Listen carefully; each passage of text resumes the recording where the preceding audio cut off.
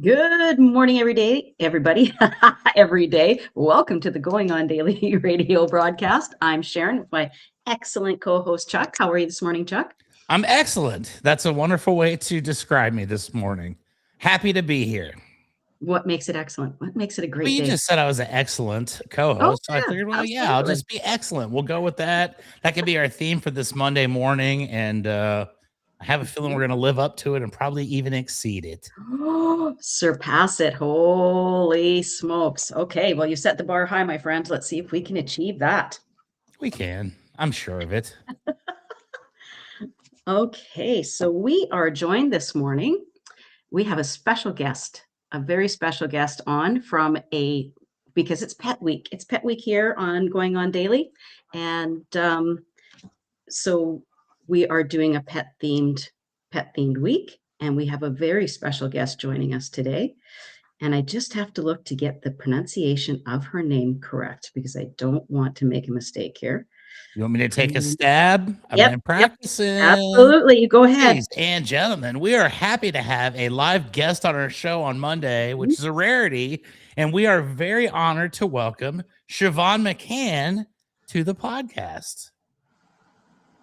Excellent. See, excellent job, Chuck. Welcome, Siobhan. That was a great job. No, yeah, that is how you pronounce my name. It's Irish. I was practicing. It's Irish. Ooh, a good Irish girl. Love it. Yeah, so the B and the H make the V sound, and it really hangs people up. So I'm very used to it being mispronounced. So I appreciate it when people want to attempt or don't want to sound offensive. I don't get offended. I understand. I've had it for 45 years now. Well, I won't tell you how I know how to pronounce Siobhan, so we'll just leave it at that because that's a completely different story in itself. But we got you. All right. I love it. Welcome to the show. How's Thank everything you. going this morning for you? Morning. Thank you. I'm very excited. I was excited to meet you all pre-show and kind of just chit chat and talk about dogs and cats today. I'm excited. I have a lot of stories, so feel free to ask a question and I'm sure I'll just pull one from somewhere. My experiences. I was the shelter director at the Quincy Animal Shelter in Quincy, Massachusetts for a few years. And I was a volunteer, an adult volunteer in their medical and cat department for about 5 years prior to that. And working as a volunteer, I had a different experience than I did as their shelter director. And people would, the want is there. Let's say you're driving on a busy road and you just happen to see a dog walking with no owner.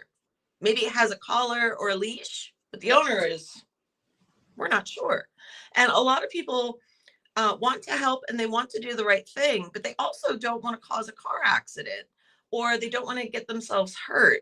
And for me, I joke with people that my mom gave birth to me and a litter of kittens at the same time because I've just always been around animals. So I can sense behavior. And when an animal is very, very scared or they're just like, I'm just glad you're here. And I can give an example. I moved to Attleboro and had moved on to another position because my ex-husband was working in Rhode Island at the time. And we needed to just move to the area. So, but animals would still find me. And I had seen this beautiful, it was either a mastiff or a bulldog, probably 120 pound dog in the middle of the intersection, right going to 95 and just petrified. And people were driving around him. And when I opened up the car door, all he wanted to do was just jump into the car. Didn't know his name, didn't know anything about him, but I called him over and didn't cause an accident. And didn't cause chaos, basically. It just seemed like he knew the door was open, popped right in, and I was able to kind of be in the breakdown lane to be away from everybody, to drop him off to the Attleboro shelter.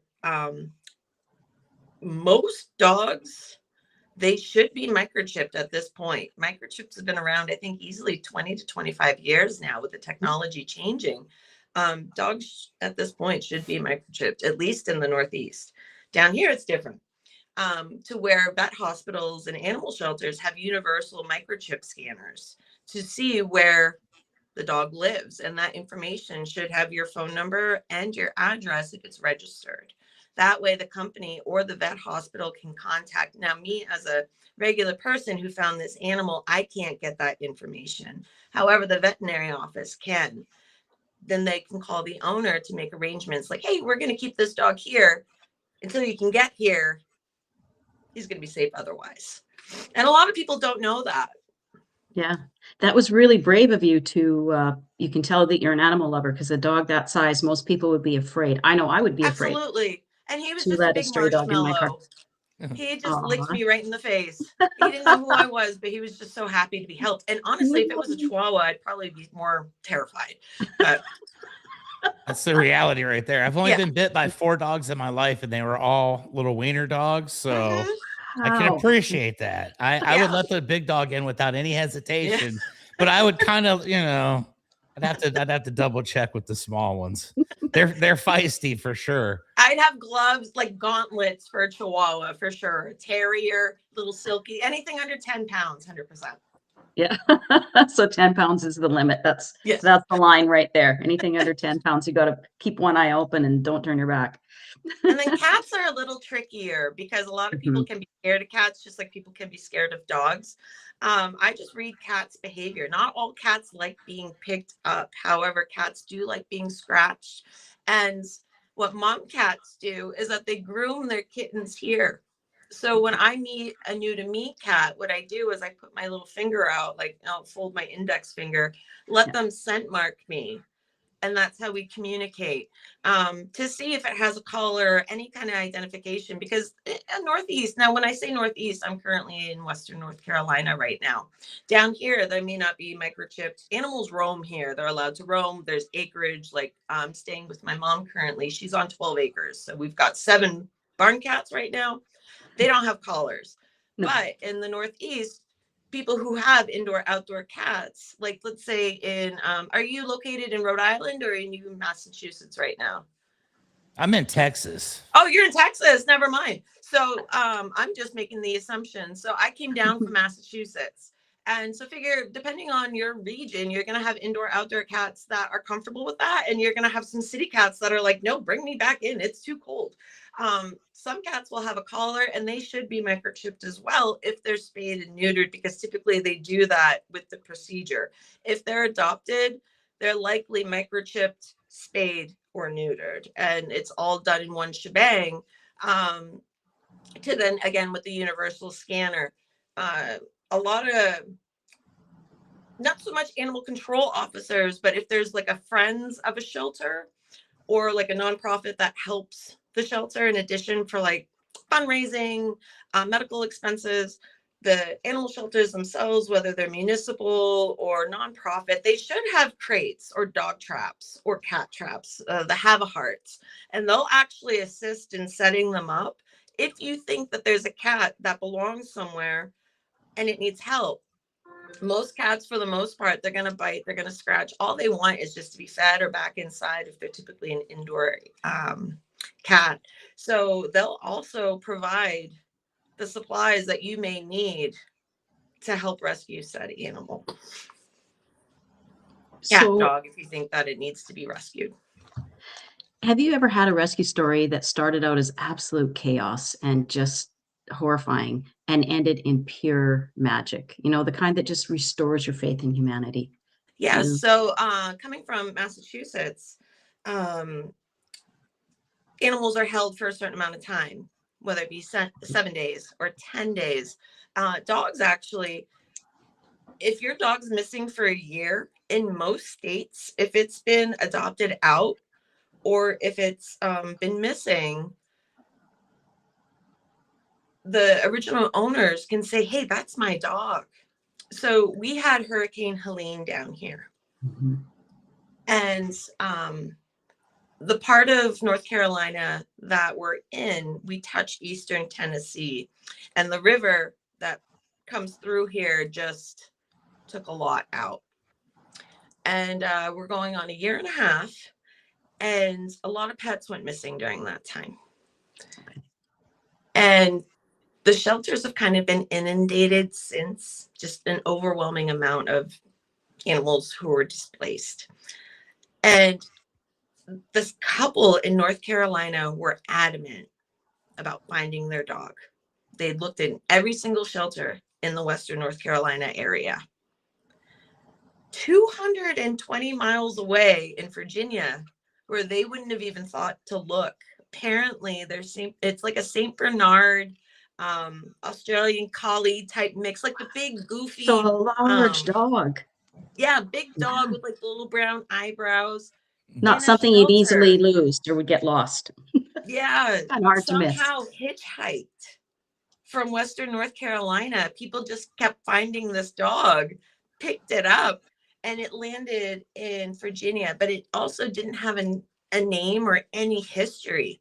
So people in Western North Carolina looking for him couldn't connect in Virginia. And one day, I don't know if it was a friend of theirs, but someone made the connection, like, this might be your dog. And the couple's like, I don't know, that's almost 300 miles away. I don't see how he could get up that far. Sure enough. And there's a lot of dog rescues here that rescue dogs in shelters that still euthanize to bring them to different states where they can get adopted. And I believe one of these dog traveling groups had moved him to Virginia, and they've been reunited. And it was just such a great story. That's beautiful. If I can find it, I'll pull it up and send it to you, because it was big news down here. And they were when they reunited, when he's in the kennel, and they don't know this dog's name, and they just see the behavior when mom comes up, like, is this you? And it's just, I don't like crying while watching videos, but that's one of those. Very heartwarming. Very heartwarming. That's beautiful. It was almost like a healing moment for us down here too, because of we didn't anticipate the mudslides and the trees and just the damage and destruction to have displaced animals as well. And that people are still looking. We haven't given up, Good. I like that. So I have a question for you, and this is maybe not as happy a question as the one that we just had, but I live in an area here in San Antonio, Texas, and we have a major overpopulation issue with dogs and cats. So much so that, there are, goodness, I don't even know how many thousands that are just out on the streets that you see all the time.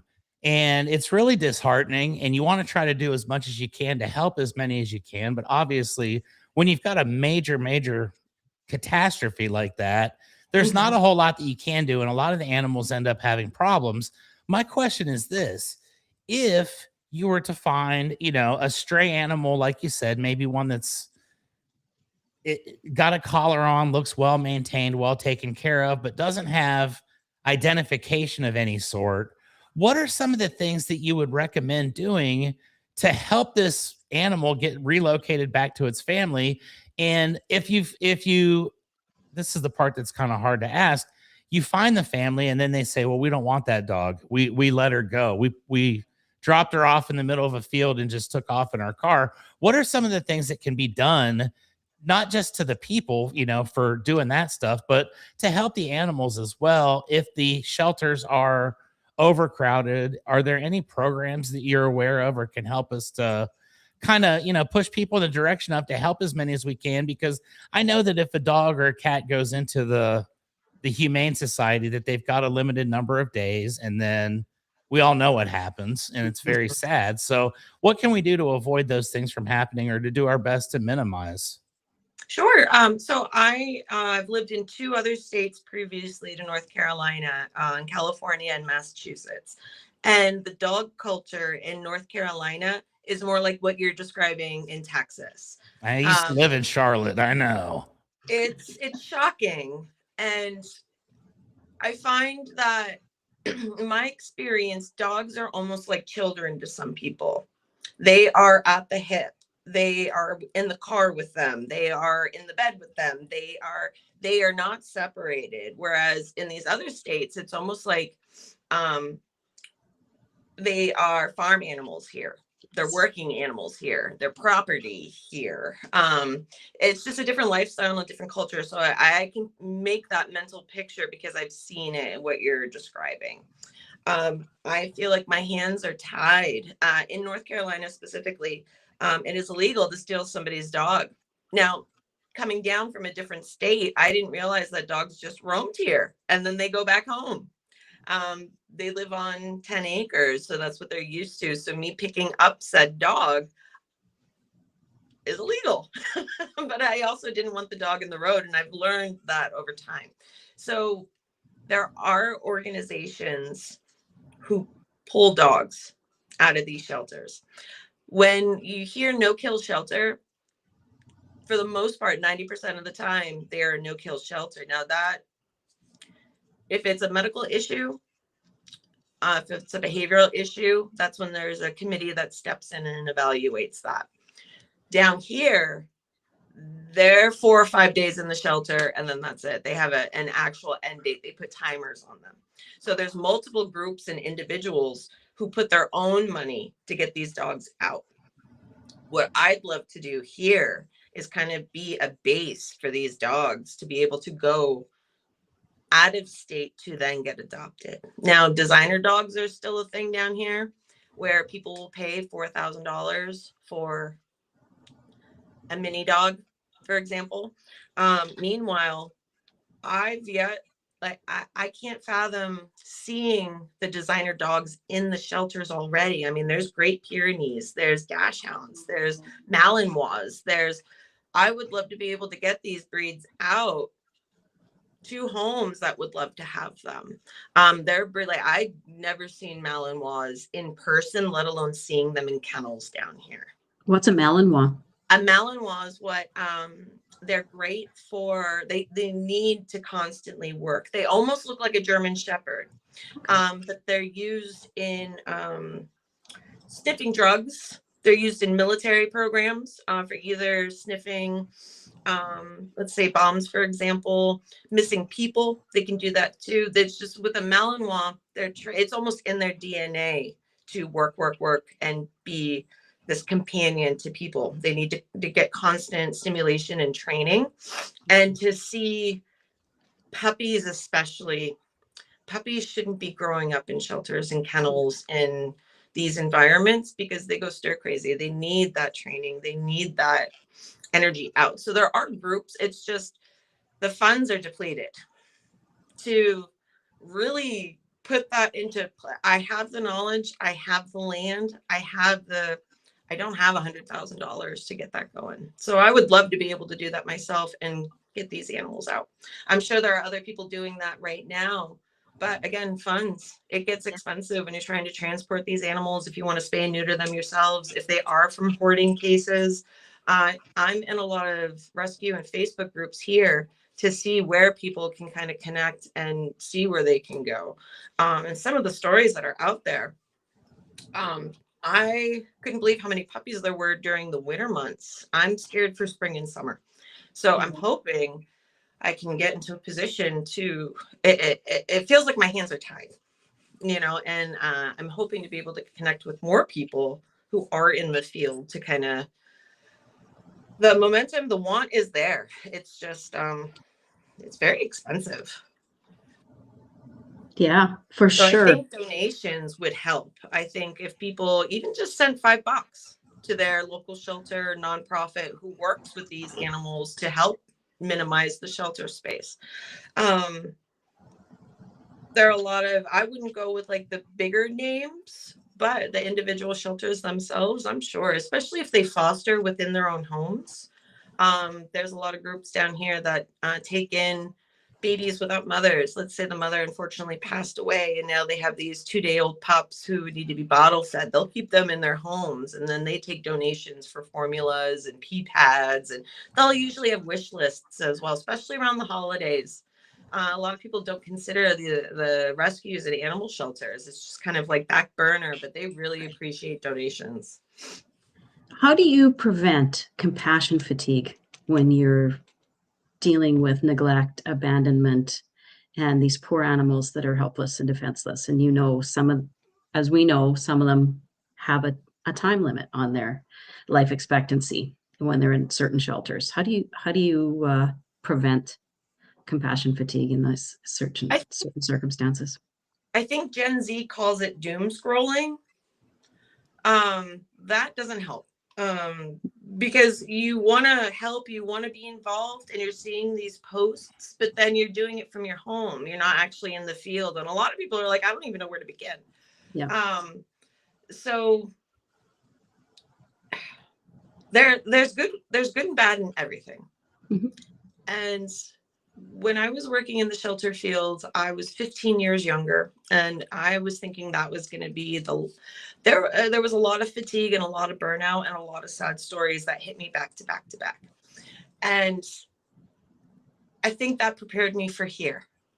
Okay. I would love a basket of puppies land on my porch right now. And that makes me believe that I still have that care, that the stories that I experienced then, that was then. And I'm prepared for any fatigue. I'm prepared for heartache again. But if you understand that that's part of it, there's a lot of good too. Especially knowing that they're going to get new homes. Everywhere you go, I'd seen a lot of kittens, but seeing the puppies, that's a new one for me. Man, that's awesome. I have a question about, you said something just a couple minutes ago that kind of triggered a thought in my mind, and I want to get a little bit of if we could expand on that. Sure. You were talking about, the best thing that we can do to help is to send donations individually to, in individual places that can help with these things. And when you said that, you said maybe not to some of the bigger names.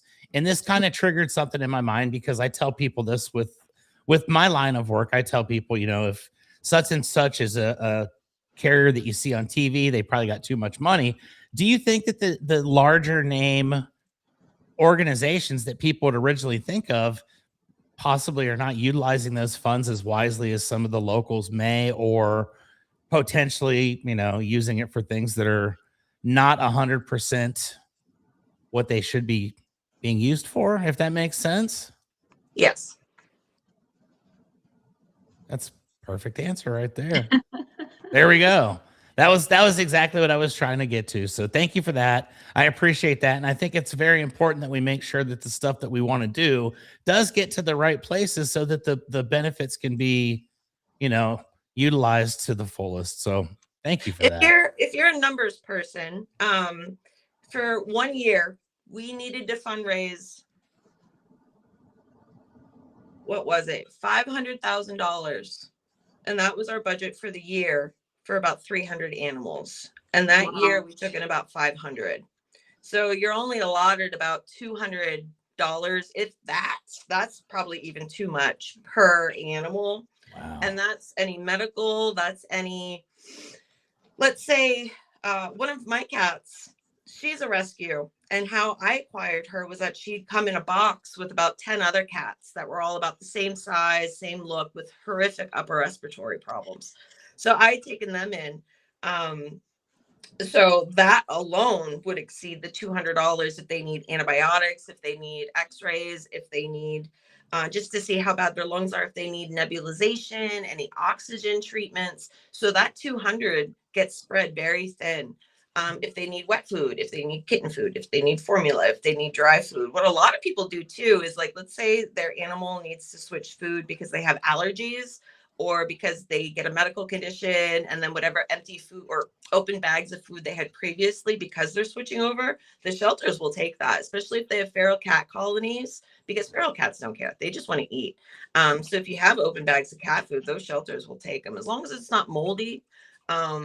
They'll take donations of wet food. It's just, I think if people visited their shelters more, or understand the intake and outtake process of how one kitten will come in to then get seen by a veterinarian to see if it's owned by anybody, to then go through the spay and neutering process, to then go through the adoption process, to then have this amazing family to live with. That could easily be $1,000, especially if people expect these perfect pets where technically anything can happen. And I remember a cat specifically that had an eye issue that we weren't aware of until after adoption. So it's one of those things, do we cover that? And that could potentially be a $5,000 eye removal, or do we help the owner with, so it's just, I don't think people understand the magnitude and the funds and the resources it can take. Also, blankets, newspapers, just things that people don't think about. Exactly. Kitty litter. Yeah, exactly. Yeah. A whole host of things that are required that, like you say, most people don't think about. Mm-hmm. So what trauma patterns do you see in animals, and how does that mirror human trauma? I've worked with a variety of animals. I've seen birds that have plucked their feathers. So parrots, for example, they're social species. They need to be in groups of at least 5 other individuals. If you have a parrot that's solitary, what they'll do is they'll just start. It's almost like when a human, I forget the name of it, but when people will pull each individual hair out, it's similar to that, but in parrot behavior, where they're just not getting any stimulation. Maybe they're in a cage all day. Maybe they don't have a person that they're bonded with yet. So that's a stereotypical behavior. If an animal is biting right off the bat, like if you go to somebody's house and they're like, my animal bites, don't even like look at it, I would wonder why that animal bites, because typically it's either scared or uncomfortable. It may be in some sort of pain or discomfort, and that's just how it's projecting, especially with cats. Cats won't tell you until the very last second that something's wrong. For example, my 16-year-old cat, she had a mass, and it was probably the size of a grapefruit. I've worked animals my whole life. I had no idea. And she didn't show any signs until the day before. And the veterinarian's like, she's been hiding this for at least 6 months. So it's just picking up cues like that as well. Excellent.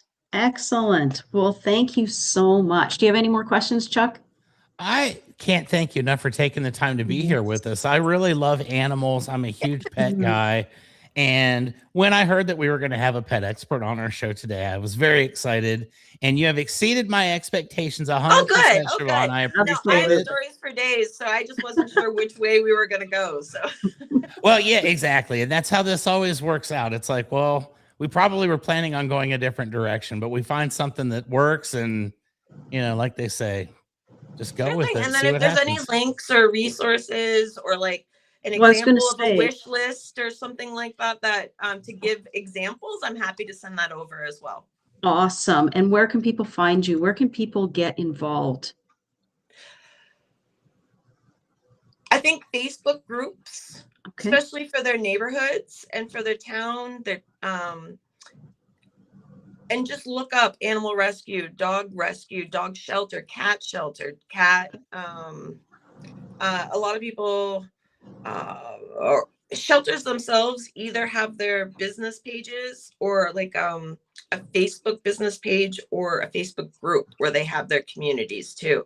So what I would do is just pull in the search bar for your town or for your county and see what is out there. So Facebook is a great resource for those of our listeners and places, people who want to reach out and offer some assistance to these animals. Excellent. Yes, I feel like Facebook is now the modern Craigslist. Craigslist used to be the platform for that. And it just seems that as Facebook is evolving, that's my go-to to see if there's a dog that's seen within, the nearest town. So to give you an idea, like the nearest Walmart, for example, is 40 minutes away. Okay. So if I hear or see that there's a hurt or lost animal within that 40-minute range, that's my comfort zone, because you can end up in Tennessee or Kentucky or Virginia just making a right turn down here. So I'll go out and then see what needs to be done within that radius and help that way. And I'll comment, I'll say, hey, I'm on my way. I work part-time down here. I like to keep this is my hobby down here, basically. A couple days a week is what I actively look for animals that may need assistance. Wow. That is so amazing. You're such a wonderful person, Siobhan. Thank you so much for coming on and joining us today and for sharing your wisdom and your light. Like, I just love your energy. You have amazing energy. Thank you. Thank you very much. Well, I being hope around you all enjoy the those rest of beautiful your day. animals. It was so nice meeting you. Absolutely. Thank you. You're welcome. Have a wonderful day. You too. That was amazing. Heck yeah, I love having guests. Those are always fun. I'm disappointed that we couldn't just do an hour with her, because she could have, there's so many stories there. Absolutely. And we just scratched the surface for sure. Yep. It's only I like 9:30. Yeah, she's wonderful and just such a bright light and has done so much good for animals in everywhere she's been. So what a wonderful human being. Okay, so I guess we got to get down to business now, hey? Let's get down to business. That was fun. Now it's time to pay the bills, right? Absolutely. Time to pay the bills. Where can people find us? You can watch us on Kick, YouTube, and Rumble at Rhode Island Broadcasting. You can watch us on Twitch at RI_broadcasting or on X at Broadcasting RI. You can also listen to us live on Spotify, Red Circle, iHeartRadio, Amazon Music. Tune in at RI Broadcasting. We're found on so many platforms. And you can also listen to us on MeWe, TikTok, LinkedIn, Blue Sky, Gab, Parler, Space Hey, and Patreon at RI Broadcasting. You can also go on our website and get some beautiful merch. Oh, follow us on Facebook. That's important. We need that. Absolutely. We need followers on Facebook at Going On Daily Morning Show. You can find us there. And you can support the show at RhodeIslandBroadcasting.net. That's our website. And you can buy some merch there. And just watch other shows. There's Going On Daily. There's sports shows. There's other shows. Rhode Island Broadcasting offers a plethora of opportunity for you to see various different types of shows. Indeed. There's something for everybody. There is something for everybody. And we also have a Hall of Fame. If that wasn't enough, we have a Hall of Fame too. So you can vote for your favorite 90s show this month. That's the theme. We've got Twin Peaks, The X-Files, Buffy the Vampire Slayer, Oz, and ER. So you put your phone up, take a little picture, code, scan and the code, 30 seconds QR later, code. you voted. Boom, you've got your vote in, your voice heard, and you're part of the Rhode Island Broadcasting family and participating, and it's wonderful. Yeah. Absolutely. And I voted this month for Buffy the Vampire Slayer. I hope she wins. I haven't voted yet because I can't quite decide it. It's between the X-Files and ER, I think. I don't know. Oh, Buffy, you got to do something. She's a vampire slayer. How can you not love that? This is true. Named Buffy. One of my favorite shows for a long time was about the brothers who killed vampires. What the heck is it called? Like, it has a cult following and everything. They were the Winchester brothers. Dean and Sam and Dean. Shoot, can't remember. That one I don't know. Oh, it was a good show, but they killed vampires and evil things. So that's what Buffy reminds me of. I think we need more people like that on this planet right now. We need more people that can take out the vampires. We don't need vampires right now. No, I think we're in a time in American history and world history where if vampires were just to go away for a little bit, life would be all right. Life would be all right. Okay, well, speaking of life being all right, and it's Pet Week, Chuck, what do you know about unique pets? I know a lot about unique pets, Sharon, and I'll tell you about some unique pets that I've seen because I've seen some unique ones. And I've got 3 specifics that I'd like to talk about here. I didn't know how long our interviews were going to be, so I condensed it down a little bit. But in my career, I have gotten the opportunity to visit many different homes, many different locations. I have seen many different things, some of which I don't ever want to remember, but some of these things I remember forever because they were kind of cool. And a few of them have been related to some of the pets that I've seen along the way in my career. And I'm going to do these in order because I don't know any other way to do them. So, about 20 years ago, I was in Columbus, Ohio, my hometown, and I Okay. was actually delivering roofing materials to a house in the Ohio State campus area. And we're just out there doing our thing. Everything's going great. We're putting the shingles up on the roof. We get done with this job and we're getting everything packed up, getting ready to move on to the next one. Look over in the neighboring lot. There's a house across the street and it's kind of overgrown, and you see that the grass is moving a little bit, and it's like, what's going on? Well, we waited for a few minutes to see what it was, and guess what we found in the Ohio State campus front yard of a house randomly while we were doing a roofing job? Can you guess what we may have found? A pig. I wish it was a pig. It was an alligator. There was an alligator that had escaped from a house, and it was roaming down the street randomly, and we just happened to see it. It was there, and it was like, okay, but somebody had a pet alligator, and they didn't know how to keep it under control, which is not cool. So, pet alligator is pretty unique, right? I've only seen one. They are quick. You can't outrun an alligator on land. Oh, I bet you I could. I don't know. I bet you I could if I really needed to. Holy heck. Or no, I guess I would set a land speed record. Now, I used to mess with alligators. This is a terrible offshoot here, but when I was in Florida, we were working. Siobhan's gone, right? Like, I don't want to upset anybody that's like an animal advocate by any means, what I'm about to say. But when I was in Florida, back in the early 2000s, I was working in Tampa, and we had these trucks that blew mulch out the side of them with these giant hoses, right? And I was doing an apartment complex, and we saw a few alligators that were getting a little bit closer to us than what we would like. And I came to find out that day, you can use giant mulch cannons to keep alligators and crocodiles at bay. And I don't recommend it. Only when necessary. Only when necessary. And but if they would have came at me, I'm confident I could have run away from them. Well, actually, I'll correct that.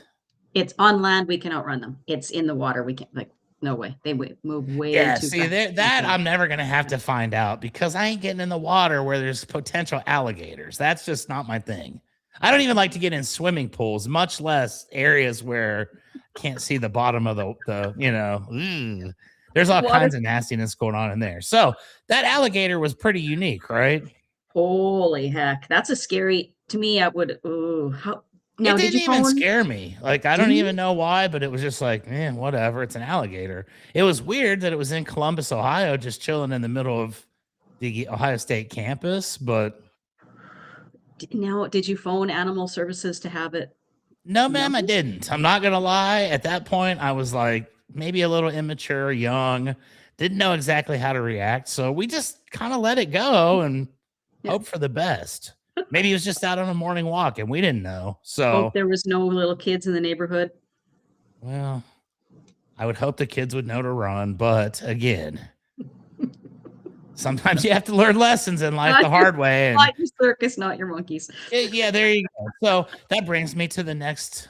There's actually 4 because you just mentioned one that I'd like to also bring in. But the next one I have is many years later, I moved to Texas. I moved to Texas because I was in North Carolina and my dog got bit by a snake there. So I decided I wanted to get out of North Carolina because I hate snakes. So I came to a place that's definitely not known for having snakes everywhere, which is Texas. And one thing about Texas is everywhere. I haven't seen as many snakes here as I have in North Carolina still to this day, but I've seen some snakes. So let me tell you a little story about my friend Bob. God. Bob was a guy that I worked with. He was a sheet metal expert. and he had long hair. He looked like Sammy Hagar. And Bob passed away a couple years ago. He moved to somewhere like some tropical island and built a house, and then he passed away like a year later. But he lived over here in College Station, Texas, and I got to go to his house one time to pick something up. And Bob and I were friends, but not like, best buddies or anything.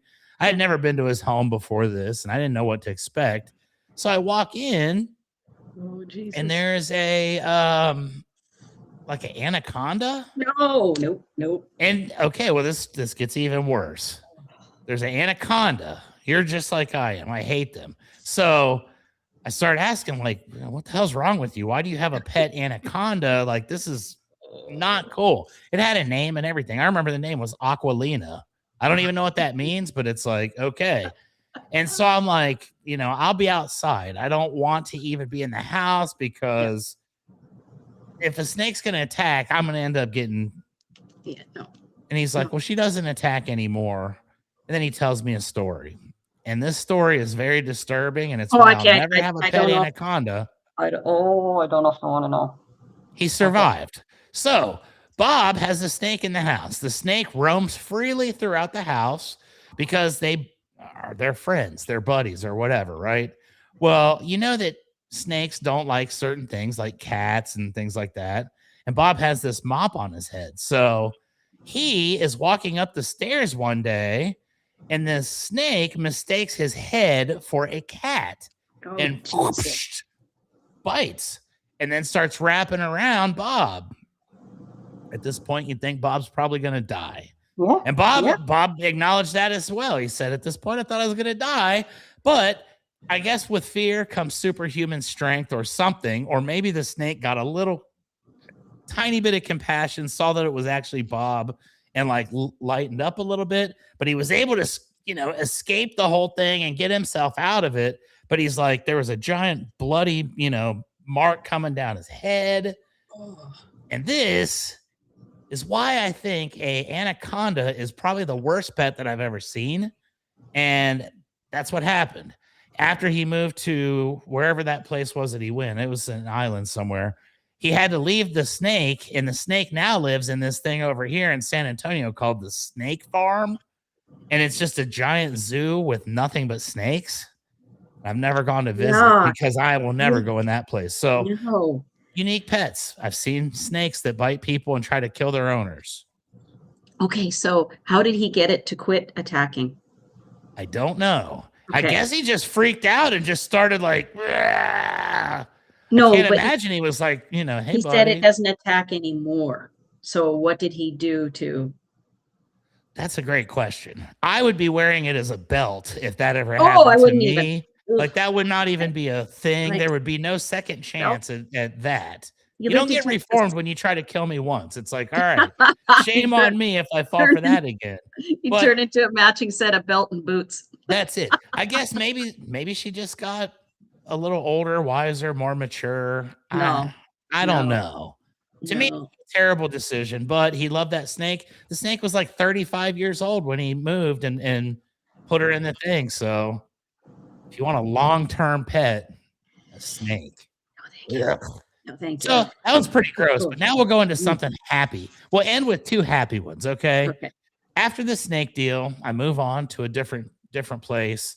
And my friends, my business partners at the time, have a farm out in East Texas with all kinds of cool animals. They've got horses, they've got dogs, they've got chickens, they've, you name it, whatever you have on these farms. Well, one day they come into the office and I was over visiting in East Texas. It's about 5 hours away from where I live. And I was there for a business meeting and walk into the room, and I'll be danged if there's not a spider monkey sitting on my buddy's shoulder. A monkey, right?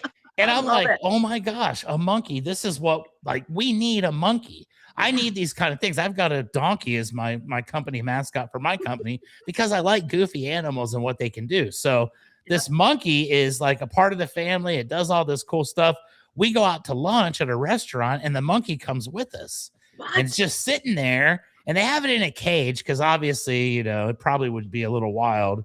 But the monkey's sitting there and they're feeding it, and it's got these little hands that look like little human hands, and it's eating and stuff. And that monkey was probably the coolest thing that I've ever seen. They built an entire room in the house for it, had its like a natural looking habitat with like trees and all kinds of crazy stuff. And they bought it at I guess I would call it like a farmer's market in Canton, Texas, where you can go buy crazy animals like that. And I think one time I'm going to probably buy a donkey so I can have one for my. And well, you better. An apartment living isn't for donkeys. No, but I'll figure something out at that point. If I have a donkey, I'll move. That would be worth moving and relocating, just so that my pet donkey would have a place to stay and have fun. But Spider Monkey, I think that's a cool one. That's one where they were basically, I am going to do this. Yeah. I have an actual donkey for my roofing company, and I've got a live video planned for it. So awesome. Stay tuned, ladies and gentlemen. Make sure you share it with us. We'd love to see it. Trust me, it's going viral. It will go viral. This will be the thing that I'm either most famous for or most like laughed at for being stupid, but it'll be fun. So there's a monkey. Monkey's a very unique pet. Now I will end this with what I believe is the most unique pet that I've ever seen. And I saw two of them at the same time. And this was just last year. I'm here in San Antonio, Texas, which is, it's pretty dry. It's kind of, I don't know what the climate would be like the desert kind of. It rains like every 6 months, and it'll rain for like 3, 4, 5 days. And then it won't rain again for 5 or 6 months. So we've got people that call and they say, my roof is leaking. Can you come out and take a look? I get a call from a gentleman who I'd met previously years earlier. And he said, hey, I built a house out here. My metal roof is leaking. Can you come take a look? Absolutely. And it's a pretty good drive for me, about an hour or so away. So I'm going to enjoy my road trip out there. I'm having fun. I go into the house. I look at everything. I assess the chimney. I find the problem and I solve it. And I'm thinking, okay, this is cool. I go to shake the guy's hand and he says, hey, Chuck, do you want to see something special? You don't have to shake twist my arm for this. Of course I do.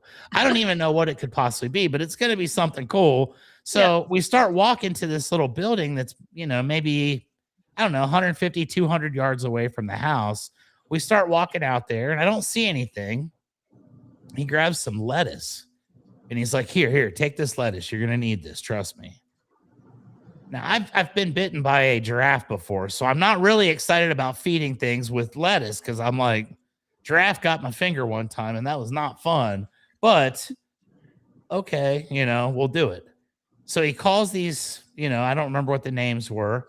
They come walking out of this little building, and they were kangaroos. He had 2 kangaroo pets at his house in Bernie, Texas. And it was awesome because I did feed them and I was petting them and having fun and hanging out. And the only thing I worried about was I watched these videos a lot where the kangaroos start trying to fight you and stuff. And I didn't really want that to happen because there were 2 of them. And I feel like I could probably take the 2, but then I'd have to deal with the guy too. And he probably wouldn't like me beating up the kangaroos. So I had to think this all out in my mind. I got through the whole thing. I was able to pet the kangaroos. I made a cool video that went on TikTok that everybody loved. And so far to this point, that's the most unique pets that I found. I've seen some disgusting pets as well, but this is not disgusting pet week. It's unique pet week. And therefore we've seen that. And I have seen a pet pig. Doesn't even make the top 5 though. So there you go. That unique is pets I've seen. Pets. Very cool. Very good. Thank you for not doing the disgusting pets. I appreciate that. Well, the snake one was hard enough. Oh, and I'm like you. Every time I think about it, I was thinking about this morning when I was getting ready, and it was like, ugh. I didn't even want to like. Yeah. No. Yeah. No. I can't. Oof. I was looking for houses one time and went into this house, and they had cages because they had snakes. The snakes weren't in them. The cages were empty. I saw the cages and I walked out. I don't know where the snake is. It's probably not in the house. Don't want to take that chance. The real estate agent was like, oh, there's no snakes here. Yeah, no, I'm out. There was, and I'm done. That was it. I wouldn't even look further. Probably was a nice house.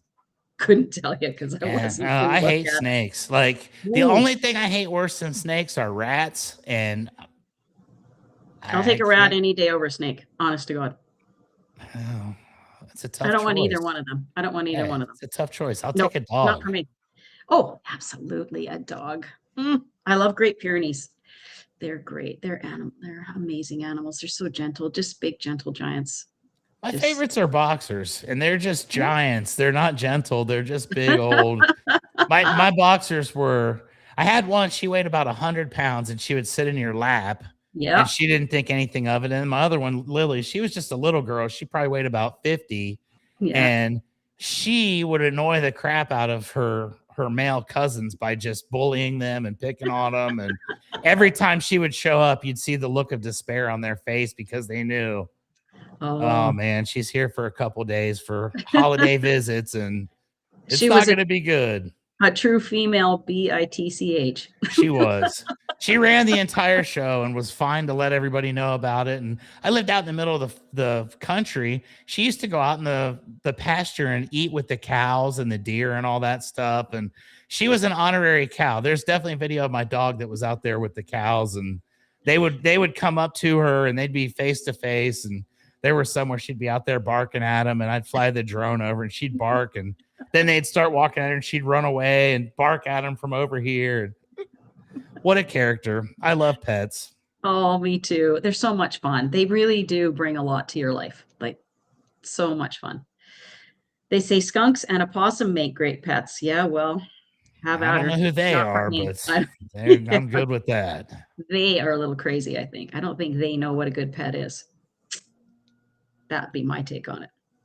There we go. So from unique pets to how about unique pet names? Indeed. We just heard of Aquilina, the anaconda. Yes, Aquilina. Like you say, I wonder what that even meant. So I went online and did some research because I used to have a friend who named her pet fish Sushi. She called it Sushi. So that made me think of, I wonder how many other people out there have unique pet names. My dog wasn't so unique. I called him Goober. He was a big Great Pyrenees, and he just hung around with his tongue hanging out of his mouth and looked like a goober. So that's where he got that name. So online, I found some different names. There was a dog named Wolfgang, and they also had a cat, and they called the cat Meowtzart. I love it. That's terrific, right? Like that is incredibly thoughtful and original. I love it. Oh, it is great. It's wonderful when people have fun with you can tell they love their pets and they're just having fun with them.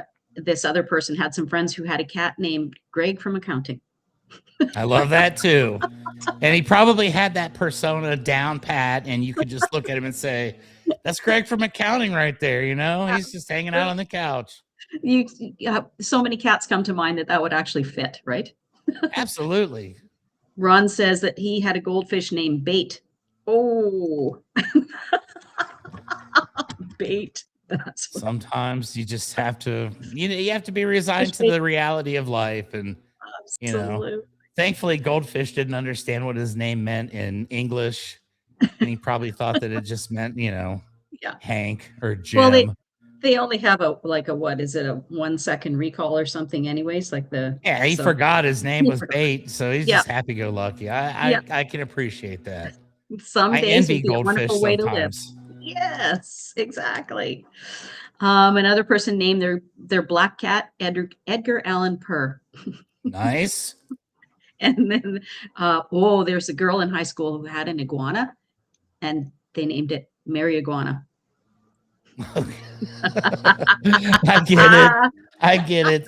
It is a family program, folks, but sometimes we just gotta say adult things. Mary Iguana. And another girl had a fish named Swim Shady. That's awesome. I respect that. That is very, very good. It's a shame that these fish don't know this. Yeah, they don't understand their fame. They don't know how cool they are. And another lady had a blind and deaf dog named. Uh-oh. Okay, we're not even going to do this one because it's kind of walking the line, so I won't. Okay. another husband and wife had a cat that they adopted, and they called him Alt Tab because he'd make them switch from whatever task they were working on when he wanted attention or food. So if they were on their computer, he would just come and make them switch what they were doing and feed him. So they called him Alt Tab.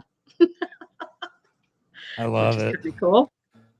And somebody saw a poster once for a missing cat named Chairman Meow.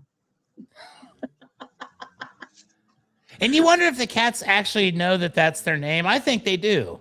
I think the cats will come to those names. Now, dogs are different. I gave my dog about 300 different names, and she seemed to respond equally to all 300. And I just feel like you could say pretty much anything, but if you used a nice, happy, energetic tone, she'd be down with it. Exactly. If you love me, you're talking to me. Woo, dogs are just, you can just see the tail wagging. No, I don't even care what my name is at that point. Exactly. Call me anything you want. Just call me. Whereas cats, yes, they expect to have a name like Chairman Meow. Indeed. Most cats have, yes, sir. It starts with sir. Yes, And exactly. Like, okay, sir. I don't get along with cats. We have a difference of philosophy with each other. Yeah, me too. I'm a dog guy. Yeah, but cats love me. I'm not a huge cat fan. When they purr, it sounds like they have a cold. That's what it reminds me of someone with a cold, and I just want to fix them. Because to me, it sounds like they're not healthy when they purr. So yeah, I love cats that don't purr, because those are the best ones. Mm-hmm. Yeah, because they're usually really far away from me. Sorry to all the cat lovers. I'm also allergic to them, so okay. That's the reason. I'm allergic to cats, but my dad wanted to have cats when I was a kid, so he didn't care that I was allergic to cats. And we had 3 cats when I was growing up. I didn't even know how miserable I was until I moved out when I was 18, and then I was able to breathe, and I was able to actually understand that those damn cats. I was allergic to them my whole life, and I had no idea. Oh, Ron says Cat Stevens would be a great name for a cat. Very good, Ron. Cat Williams. Oh, yes, Cat Williams. There was a potbelly pig living next door to one of these people, and they called him Notorious P.I.G. That's the one where he's got the little glasses on and he's got the little cigarette hanging out after he just does some kind of gangster move. Yeah, that I respect that. And I guarantee Notorious knew. Oh, he was the big ham, if you will. Oh yeah, had the little hat on, like you say, the shades and the stogie and that. Gots to love it. Living life. Okay, I just got a couple more. One person named their dog Barack Obama. All right, I like it. Another person had a cat and they named it Leonardo DiCaprio. There you go.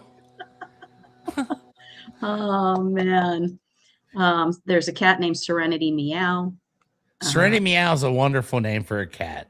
That's my go-to when I need peace is Serenity Meow. One of my favorites was someone named their cat Schrodinger.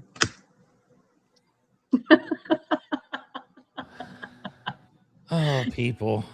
And these animals are probably well aware, and they're probably like really kind of messed up in the head. Like, man, why couldn't I be Fluffy or Lucky? Exactly. Like, what's up? Yeah. But hey, that's what makes them unique. And okay, so now this takes a little bit of thought, just a little bit, not a lot. Uh-oh. One couple called their dog our soul. Say that really fast in your head. Our soul. Our soul. Arse. Well, see, now I know what that is because Canada, arse means something different. Yes. I get you. Yes. Okay. It doesn't mean that in the States? We don't use the word arse. Arse does not have an R in it. We replaced the R with an additional S. Okay. So this joke is, just for the Canadians, I guess. No, but I totally got it. My time watching Trailer Park Boys really paid off for me there because arse is a word that they use a lot. So I knew exactly what it was. Don't be an arse. And hopefully I'm not getting in trouble because I'm actually not cussing where I'm at. So if I'm using foul language in Canada right now, I apologize. Don't apologize. We're good. Did you see the Olympics? No, I didn't even know the Olympics were on. Well, our men's Canadian skip told the Swiss skip to FO and got in trouble for it. So I don't think you're offending Canadians if you say arsehole. Yeah, I like that. That's what I like about Canada. I think we've got a lot in common, and I think they'd be fine with the terminology. Okay. Quick question about pets. Have you ever had a pet that had a unique name? No, just Goober. That's the most unique one. What about yourself? Well, now, glad you asked. So, when I was a kid, probably, I guess 4 or 5 years old, maybe, before I was even in kindergarten. So I was probably about 5. I wanted a dog, not a golden retriever, a Cocker Spaniel. I wanted a Cocker Spaniel. And my mom got me a Cocker Spaniel. This Cocker Spaniel turned out to be evil, and I've got a scar over my eye still to this day from where she bit me.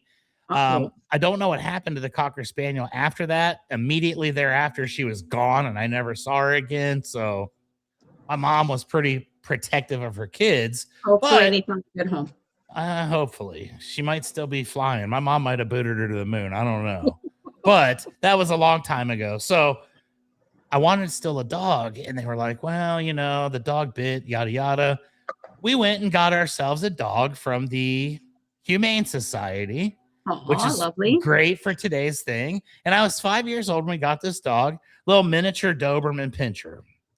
And as a 5-year-old, they're like, hey, what are you going to name your puppy? Well, I'm going to think about it for about 5 seconds, and we're going to name our puppy Puppy. Okay.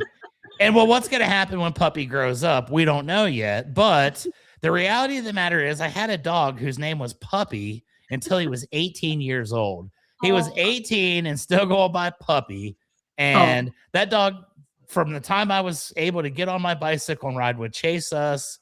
My brother and I would ride through the neighborhoods and whatnot. And that dog would be running behind us everywhere we went. I bet that dog probably ran at least 1,000,000 miles in his life. He lived to be 18.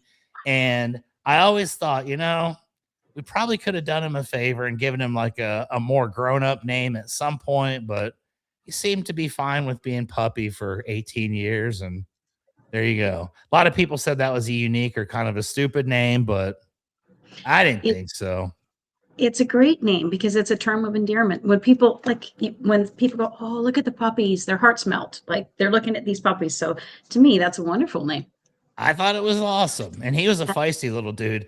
Anytime any other bigger dogs would mess with us, he'd be right there to fight with them and defend our honor. It was cool. I liked having a little dog like that. And all the rest of mine were Shady and Lily, Mo and Curly. So Mo and Curly, that's perfect. They were brothers. They were my mom's 2 boxers. They were brothers. They looked completely different from each other, but they were one was real big, one was little. They were almost like the what's that Arnold Schwarzenegger and Danny DeVito movie where they're like twins. Yes. Yep, twins. It was almost like that, Mo and Curly. And then I had Lily, and I named her Lily because she was a girl, and I figured Larry would have probably been, if she was a boy, I would have named her Larry, but Lily was close enough. So Lily, Mo, and Curly.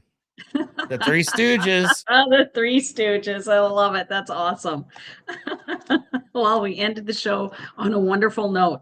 And where can people find you, Chuck, if they want to get a hold of you? Where can they get some good roofing done? Oh, find me all over the world on social media, Facebook, LinkedIn, TikTok, Instagram. I'm not on Space, but maybe someday I will. You can also check out Keeping It Real podcast on my channel, Chuck Allen 210 on YouTube. I'm also on Amazon, TuneIn, Apple Podcasts, Spotify, and like 16,000 others. So you can find me pretty easily. If you're in Central Texas, you need roofing work, Rio Blanco Roofing and Restoration, ladies and gentlemen, that's 833-RIO ASAP, or visit us online at rioblancoroofing.net. And that is how you find me. What about you, Sharon? How do they find you? Well, I'm not as accessible or as impressive as you are, Chuck. Holy moly, that's awesome. I just made all that stuff up. I created it. It's not that impressive. You can find me on Facebook and YouTube at Holy Shift Balls. I co-host a Holy Shift Balls podcast right here on Going On Daily, Thursday mornings at 11 a.m. Central, 9 a.m. Pacific, and 10 a.m. Mountain. And so we have a lot of fun every Thursday morning. We host a whole bunch of different people and just have a lot of fun and a lot of laughs. There might be a curse word or two, so just, a warning, a little bit of a warning there. Sometimes it has to happen. I've had several of my podcasts that have been given the parental advisory sticker, so we get it. Yeah, exactly. All right. Well, thank you very much, everyone. Thanks for joining us today. We really had a great time, and our guest was fabulous. Thanks, Ron, for all the hard work you do in producing this show and keeping us on the air. We love it, and it's a privilege to be here with you, and we will see you again soon. Tomorrow, we have Ron and Luana. So you'll get to see the master behind the show, the maestro. Indeed. Ron the maestro will be on tomorrow with Luana. Lovely Luana. And that's our show for today. Have a wonderful day, everybody, and we'll see you again. Later on, everybody.